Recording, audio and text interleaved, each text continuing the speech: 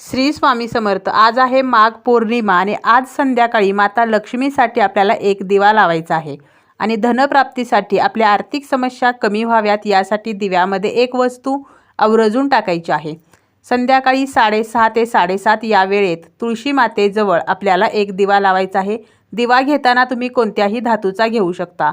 दिवा हा प्रज्वलित करण्यापूर्वी आपल्याला दिव्याला खाली आसन द्यायचं आहे। थोड्याशा फुलांच्या पाकळ्या किंवा थोडेसे तांदूळ ठेवून त्यावरती मध्यभागी हा दिवा ठेवायचा आहे। दिवा प्रज्वलित करायचा आहे आणि यानंतर आपल्याला या दिव्याला हळदी कुंकू अक्षता फूल अर्पण करून दिव्याची पूजा करायची आहे। त्यानंतर तुम्हाला 2 लवंगा घ्यायच्या आहेत, 1 कापूर घ्यायचा आहे आणि 5 तुम्हाला तांदळाचे दाणे घ्यायचे आहेत आणि माता लक्ष्मीचे स्मरण करून माता लक्ष्मीला प्रार्थना करून या वस्तू दिव्यामध्ये टाकायच्या आहेत। दिव्याची वात उत्तरेला करायची आहे आणि दिवा जेव्हा विझेल त्यानंतर या वस्तू मातीमध्ये विसर्जित करायच्या आहेत।